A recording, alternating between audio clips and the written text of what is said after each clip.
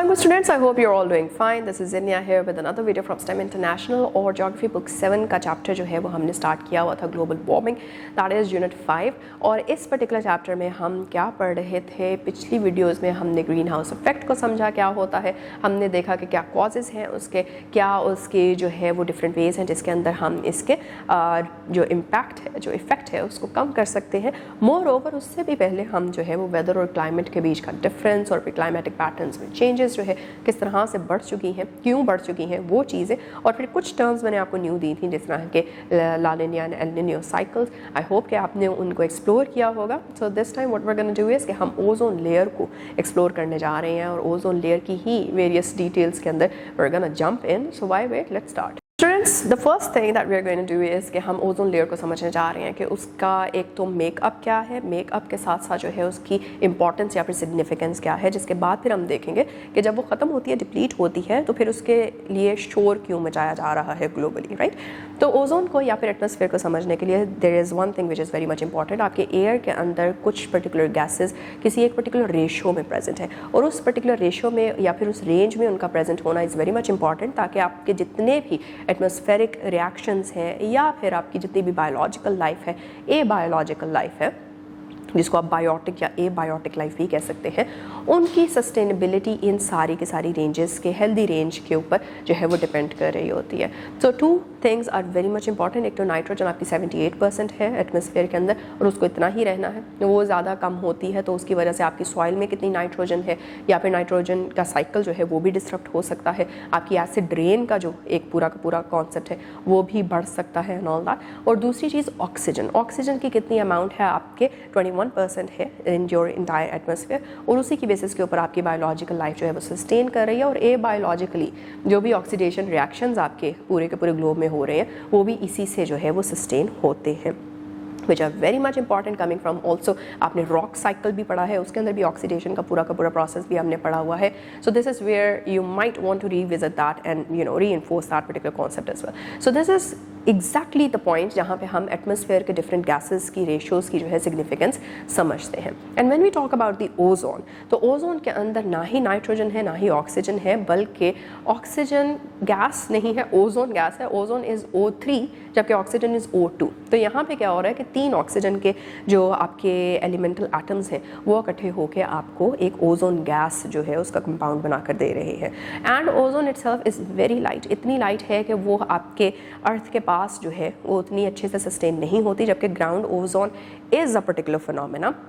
लेकिन मोस्टली जो है ये ओजोन आपके एटमॉस्फेरिक अपर लेवल्स में जो है वो जाती है, स्ट्रेटोस्फीयर से भी ऊपर चली जाती है if you have read about the atmospheric layers, और वहाँ पे जाके जो है वो सनलाइट को स्पेशली ब्लॉक आउट करती है। हमने पढ़ा कि जो सनलाइट है पिछली वीडियो में आई मैंशनड A, B और C रेज होती हैं डिफरेंट, और जो शॉर्ट वेवलेंथ की है उसको बेसिकली आने देती है और बाकियों को वो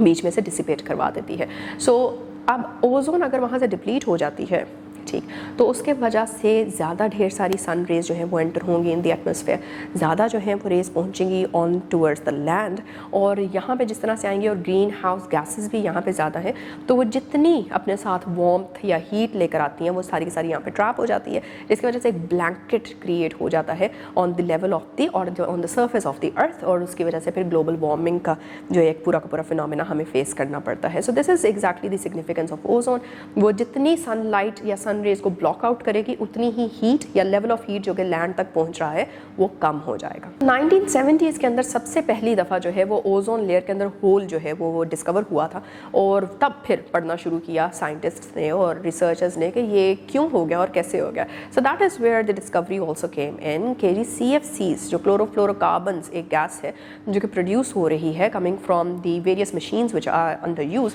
जिसके अंदर आपके AC है, जिसके अंदर आपकी इवन व्हीकुलर एमिशंस भी आ रही हैं, आपके जो एरोसोल स्प्रेज हैं जिसको परफ्यूम बॉटल्स भी जो हैं आपकी इवन वो भी CFC प्रोड्यूस करती हैं। So all of that when it reaches in the upper layer of the atmosphere, light होती हैं अपने वेट में ऊपर को उड़ जाती हैं, ऊपर जाती हैं ओजोन O3 कंपाउंड के साथ रिएक्ट करती हैं, उसको ब्रेक डाउन करती हैं इनटू ऑक्सीजन। ऑक्सीजन जो है वो ऊपर नहीं रह सकती, ऑक्सीजन नीचे आ जाती है आपके ग्राउंड लेवल के ऊपर, और इस वजह से जो है वो होल बेसिकली वहाँ पे क्रिएट हो गया इन दी ओजोन लेयर। और जिस तरह ही होल क्रिएट हुआ तो उसकी वजह से क्या हुआ इसकी वजह से सन रेज जो है वो ज़्यादा एंटर होने लग गई एंड द इंटायर प्रोसेस जो हमने अभी थोड़ी देर पहले मेंशन किया। यही सारी चीज़ें थोड़ा सा इन डिटेल और थोड़ा सा कैटेगराइज करके अगर लेके चलें तो हम कॉजेज ऑफ ओजोन डिप्लीशन को देख लेते हैं। सबसे पहला हमने ऑलरेडी मेंशन कर दिया, दैट इज़ क्लोरोफ्लोरोकार्बन्स की प्रोडक्शन। दूसरी चीज़ जो आप अपनी बुक में देख रहे हैं वो है कि नाइट्रोजन की प्रोडक्शन। नाइट्रोजनस कंपाउंड जो है वो भी CFCs की तरह ही जाते हैं ऊपर ओजोन लेयर के साथ इंटरेक्ट करते हैं, ओजोन के कंपाउंड को ब्रेक करते हैं, ऑक्सीजन प्रोड्यूस कर देते हैं या फिर ऑक्सीजन के एलिमेंटल एटम्स प्रोड्यूस कर देते हैं जो कि किसी काम के नहीं होते। वापस रिएक्शन नहीं हो पाता इनका, ओजोन कंपाउंड दोबारा से नहीं बन पाता, जिसकी वजह से ओजोन लेयर के अंदर जो है वो होल क्रिएट हो जाता है। रॉकेट लॉन्चेस जो है दमसेल्व्स वो भी CFCs को प्रोड्यूस करते हैं, और अगर तो ये अनरेगुलेटेड हो, मतलब यू हैव नो आइडिया, आपने बहुत ही कम अरसे के अंदर ढेर सारे रॉकेट लॉन्चेस जो है वो करवा दिए हैं, तो उसकी वजह से वो एक ढेर सारा लोड CFCs का जो है वो इकट्ठा होकर ओजोन तक पहुंच जाता है, जो कि फिर उसको डिप्लीट करता है एंड देन अगैन हमारे पास ग्लोबल वार्मिंग या फिर ग्रीन हाउस इफेक्ट का बढ़ता हुआ जो एक चैलेंज है वो फेस करना हमें पड़ता है। फिर है जी डिफॉरेस्टेशन एंड अर्बनाइजेशन। डिफॉरेस्टेशन के अंदर अगैन आपके जो कार्बन का पूरा एक सिंक था उसको आप ख़त्म कर रहे हैं। डिफॉरेस्टेशन की वजह से क्या हो रहा है कि अब बेसिकली जो कि शील्ड थी आपके अर्थ की सरफेस के ऊपर जिसने सन रेज को ब्लॉक करना था वो भी ख़त्म होगी। पहले तो ओजोन ख़त्म हुई, फिर ये भी ख़त्म होगी, जिसकी वजह से सन रेज जो है वो सीधा डायरेक्ट जो है आपके लैंड पे पहुंच जाती हैं और ग्लोबल वार्मिंग को बढ़ा देती हैं। और दूसरी चीज़ यहाँ पे हम एक और चीज़ देखते हैं, दैट इज़ अर्बनाइजेशन। अर्बनाइजेशन के अंदर अगैन वेहिकुलर एमिशंस हैं, वेहिकुलर एमिशंस के साथ इंडस्ट्रियल एमिशंस हैं, इंडस्ट्रियल एमिशंस के साथ साथ आपके अपने घरों में जो आप stove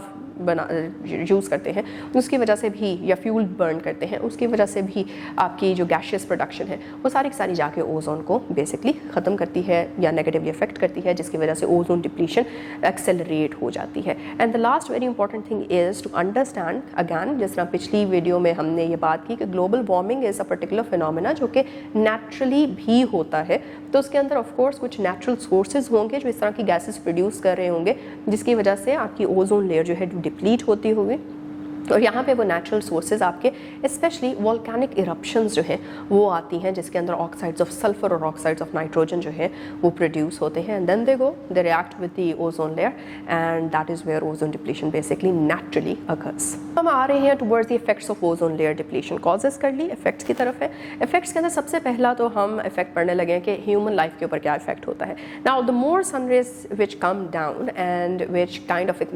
are directly exposed towards human skin for instance, तो स्किन के ऊपर वो जो सन रेज आ रही हैं वो इतनी फ्रेंडली नहीं होती कि वो सिर्फ और सिर्फ आपको विटामिन डी ही प्रोड्यूस करके दे रही हैं, बल्कि अगर बहुत ही ज़्यादा अमाउंट में हो तो टैनिंग के साथ साथ जो है वो यहाँ पे आपको स्किन कैंसर भी जो है वो कॉज कर सकती हैं। और स्किन कैंसर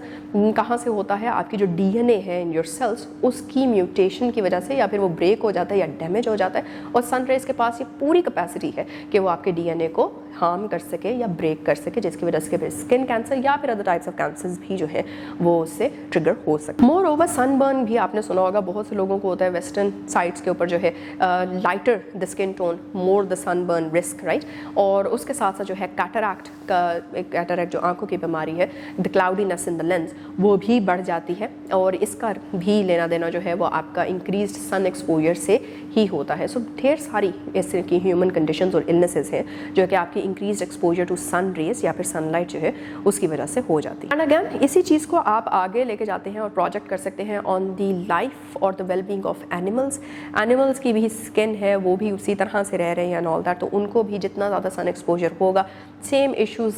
जो है वो कैंसर हो सकता है, डिफरेंट वेरी डिहाइड्रेशन हो सकती है। डिहाइड्रेशन की वजह से और ढेर सारी जो है वो इश्यूज़ आते हैं, फिजियोलॉजिकल इश्यूज़ आते हैं, साइकोलॉजिकल इश्यूज़ आते हैं एंड देन यही इश्यूज़ आपके मरीन लाइफ पे भी हो रहे हैं, क्योंकि हमने पढ़ा कि ओजोन डिप्लीशन की वजह से जैसे ही ग्रीन हाउस इफेक्ट जो है वो बढ़ रहा है, ग्लोबल वार्मिंग बढ़ रही है और मोर ओवर कार्बन डाइऑक्साइड की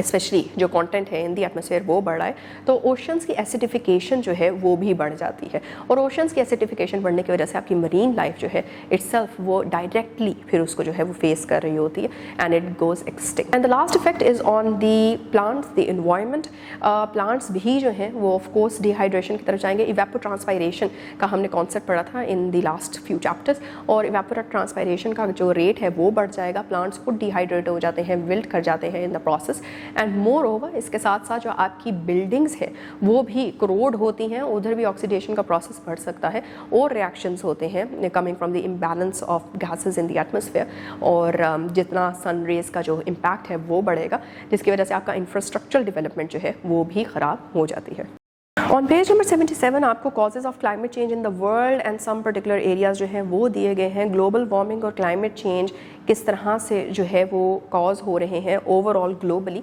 और उसके अंदर सबसे पहली चीज़ deforestation which we have already discussed कि किस तरह से वो ग्लोबल वार्मिंग में कंट्रीब्यूट करता है। Then we have industrial processes, वो कैसे अपनी इमिशंस की वजह से और वेस्ट की प्रोडक्शन की वजह से ऐड इन करते हैं टुवर्ड्स दिस प्रोसेस। फिर एग्रीकल्चर का जो पूरा का पूरा प्रोसेस है वो कैसे अगेन डिफॉरेस्टेशन को भी जो है वो ट्रिगर कर रहा है, और मोर ओवर उसमें लीचिंग है, ground water, land pollution, air pollution, water pollution, ये सारी चीज़ें आ रही हैं। And then we come towards energy production का पूरा जो आपका सेक्टर है, जिसमें आप कोल इस्तेमाल कर रहे हैं, फॉसिल फ्यूल्स बेसिकली आप इस्तेमाल कर रहे हैं, या फिर नॉन रिन्यूएबल एनर्जी सोर्सेज को इस्तेमाल करते हैं, और उसकी वजह से भी जो है वो क्लाइमेटिक चेंजेस ट्रिगर हो जाते हैं। And then we have urbanisation को भी डिस्कस कर चुके हैं, लैंड यूज़ को भी डिस्कस कर चुके हैं। हाउएवर बहुत ही क्रूशल है कि हम ये भी समझें कि ग्रीन हाउस गैस एमिशंस जो हैं वो इवनली डिस्ट्रीब्यूट नहीं है। कुछ एरियाज़ या फिर कुछ कंट्रीज़ जो हैं वो ग्रीन हाउस गैसेस ज़्यादा प्रोड्यूस करते हैं, कमिंग फ्रॉम उनका इंडस्ट्रियल लेवरेज कितना है या फिर उनके पास कितनी इंडस्ट्रियल एक्टिविटीज़ हो रही हैं, जिस तरह के चाइना और यूएस जो है लार्जेस्ट कंट्रीब्यूटर्स हैं ग्रीन हाउस गैस एमिशंस के ग्लोबली।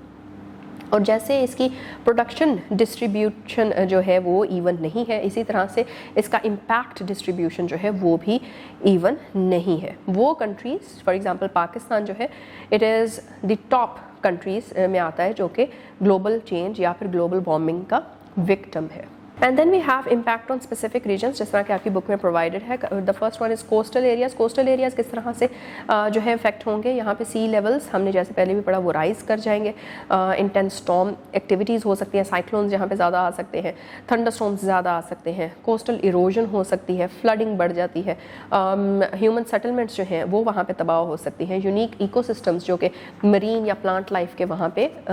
ऑलरेडी एस्टेब्लिश्ड थे वो ख़राब हो सकते हैं, तबाह हो सकते हैं।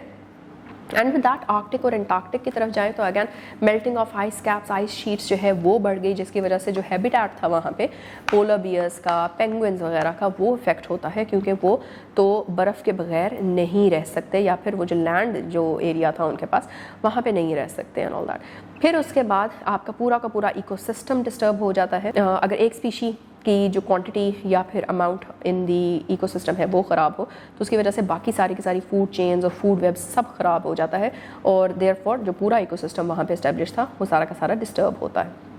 Then we have tropical rain forest. Tropical rain forest के अंदर भी डिफॉरेस्टेशन है, लैंड यूज़ के चेंजेस आ जाते हैं। अमेज़ॉन की ही बात कर लें, नॉट ओनली बिकॉज वो significant amount of carbon dioxide को जो है सिर्फ और सिर्फ वो एब्जॉर्ब कर रहा था और अब वो नहीं करेगा, बल्कि वहाँ पे जितनी भी बायोडाइवर्सिटी वहाँ पे इंटरनली प्रेजेंट थी वो भी वहाँ पे थ्रेटन होती है, और loss of biodiversity is another challenge जो कि सामने आता है, जिस तरह के जैगुआर्स हैं, टूकन्स हैं, ये सारी चीज़ें, और बहुत ढेर सारी ऐसी प्लांट स्पीशीज़ जो कि दुनिया में और कहीं पे भी नहीं मिलती लेकिन सिर्फ इन जंगलात में मिलती है, वो भी सारी की सारी और at the risk of extinction जो है वो आ जाती हैं।